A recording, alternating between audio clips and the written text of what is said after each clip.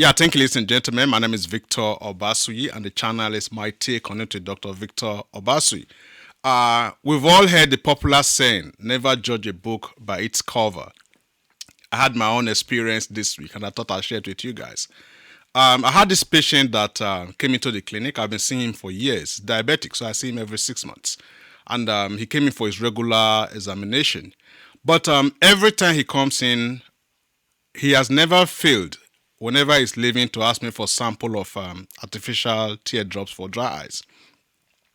So today, before I put the dilating drops in his eyes, as a protocol deserves, I asked him, "Are you driving today?" He said, "Yes." "How far are you going?" Because usually the drop will make your vision a bit blurry for about 2 hours. So he told me where he was going. So I was like, "Oh, how far are you going?" So he said he's good. He's driving to so about 15 minutes drive to SYZ area that he's just going home. So I'm like, "Oh, SYZ area. I live in the same neighborhood." So like, "Oh, okay." So like, "Oh, how long have you been there?" He told me he's an original owner, which means he's been in the neighborhood for about 30 years plus. So I was shocked. So I told him where I live. So he mentioned the name of his own street, which is just like a street or two from mine. All along, I've never really taken time to look at his address in his chart to see where he lives. So, but what baffled me was the fact that whenever he comes in, he's always very casually dressed. I mean, not just professional casual, like very, very casually dressed. The guy is Tamil from Sri Lanka. So when he told me where he lives, the first thing that came to my mind is I jokingly asked him, I said, "So why come every time you keep asking me for sample teardrops if you live on that street?" So his response to me was, "Doctor, is it illegal for him to ask for sample teardrops?" So I said, "No." "Is it free?" I said, "Yes." So usually I will give the sample teardrops to those people that I think, okay, you know what, they cannot afford to buy the drops. It's about $20 per bottle, and you have to use it for continuously. So, but I didn't think that this was somebody that could afford like all the bottles on the shelf if he wanted to. So he asked me if it was illegal. So I said no. So I said okay. So he said that's why he gets the samples, because that way he doesn't have to keep spending $15-20 all the time. I'm like, oh, well, that's not a bad excuse anyway. So, but the main question was, how is it possible that someone who lives on such or in such a neighborhood, how is it possible that someone who lives in such a neighborhood where the properties, you will not find any property on that street for less than $3 million. So he told me something that really stuck. He said, Dr. Obasuyi, he has been in this country for over 30 years. And what he does for a living is buying used clothes and selling them in barrels to third world countries. He ships them in barrels, which is a very quite profitable business, according to him. But he said every penny counts as far as he's concerned, and that's why he can afford to live in the neighborhood that he lives in, despite not being a professional or a doctor like a doctor engineer or like a lot of other neighbors on the street. And I told myself, wow, this is exactly what it means when they say never judge a book by the cover. He will always ask for sample teardrops, not just for himself. We ask for himself, we ask for his wife. And those samples are really, really small. So I wouldn't have thought that somebody at that level, sitting on an equity of millions of dollars in that one property alone, will be coming in to ask for sample teardrops.